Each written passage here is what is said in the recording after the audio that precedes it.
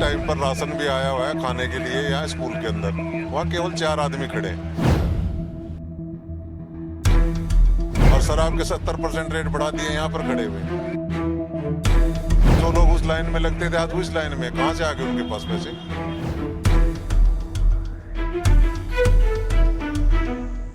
आप देख रहे हैं नवोदय टाइम्स पंजाब केसरी टीवी। जहां देश भर के अंदर कोरोना वायरस का कहर है, वहीं लॉकडाउन पार्ट 3 की शुरुआत हो गई है।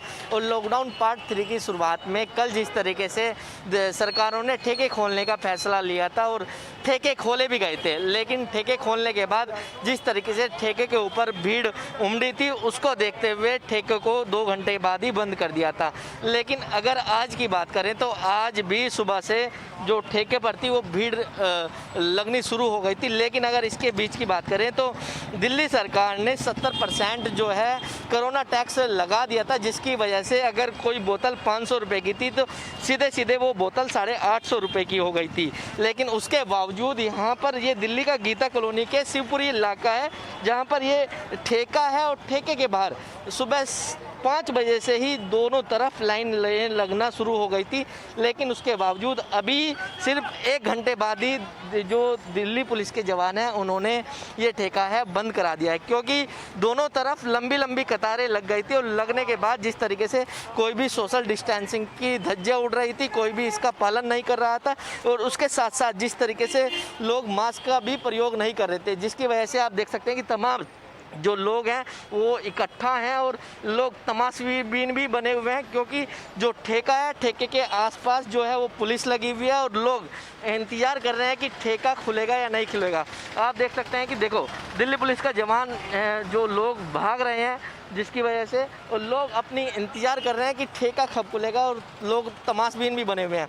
लेकिन सरकार जिस तरीके से 70% टैक्स तो लगा दिया है, लेकिन लोग फिर भी नहीं मान रहे हैं। लोग आने का यहाँ पर सुबह से ही आना शुरू हो गए थे और लंबी लंबी कतारें लग गई थी। लेकिन अब सरकारों ने जिस तरीके से टैक्स लगा दिया है, हमने दिल्ली पुलिस के जो यहाँ के SHO हैं उनसे भी बात करी है। उन्होंने साफ कहा है कि यहाँ पर कोई भी सोशल डिस्टेंसिंग का पालन नहीं कर रहा था, लंबी लंबी कतारें लग गई थी, जिससे कि इलाके में लॉ एंड ऑर्डर की जो समस्या है वो भी लागू हो गई थी।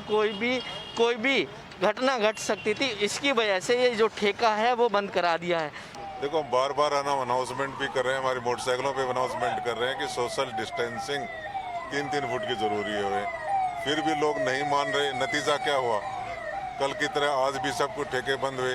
ठेके वालों से कहा गया अपने मार्शल लगाओ, वो अपने मार्शल लगाने को तैयार नहीं है। हमारे पास और कोई चारा नहीं है, न इन्होंने DDMA की परमिशन ले रखी है, और कोई चारा नहीं है, बिना परमिशन हमें बंद कराने का। जिस तरीके से सुबह 6 बजे से ही लोग आना शुरू हो गए थे और धक्का मुक्की आपस में हो रही थी, करीब 2 से 3 किलोमीटर लंबी लाइनें लग चुकी थी दोनों साइड में, तो किस तरीके की व्यवस्था खराब होती जा रही थी? देखो लोग इकट्ठे होते तो व्यवस्था खराब होने का डर तो रहता ही है, लेकिन आपने गौर करा होगा इसी टाइम पर राशन भी आया हुआ है खाने के लिए यहाँ स्कूल के अंदर। वहाँ केवल 4 आदमी खड़े हैं, वहाँ कोई लाइन पे नहीं है। और शराब के 70% रेट बढ़ा दिए यहाँ पर खड़े हुए। जो लोग उस लाइन में लगते थे आज उस लाइन में, कहाँ से आ गए उनके पास पैसे? कुछ न कुछ तो इसका मतलब लोगों की नीयत खराब है। तो कहीं ना कहीं अगर जो भीड़ बढ़ती है तो इलाके के में भी बट नेचुरली ये लॉ एंड ऑर्डर का खतरा रहता है। आप देखेंगे हमने एडुकेट स्टाफ लगा रखा, आउटसाइड फोर्स भी है हमारे पास में। हम किसी प्रकार की गैदरिंग नहीं, अगर गैदरिंग होगी तो मुकदमा दे देंगे, हम ले जाके मुकदमा देंगे। इसके अलावा लीगल कार्रवाई की सिवा हमारे पास चारा क्या है? लेकिन जिस तरीके से कोरोना वायरस की महामारी फैलती जा रही है, तो सरकारों ने कहीं ना कहीं खजाना भरने के लिए उस पर कोरोना फीस तो लगा दी है। लेकिन सरकारों को सोचने की ज़रूरत है, अगर ठेके खुलते हैं तो जो लोग सोशल डिस्टेंसिंग का पालन नहीं कर रहे हैं, जो लोग आपस में जो टच होके खड़े हुए थे, तो उनके लिए कहीं ना कहीं ये खतरनाक साबित हो सकती है। दिल्ली से कमल कुमार कंसल, नवोदय टाइम्स पंजाब केसरी टीवी।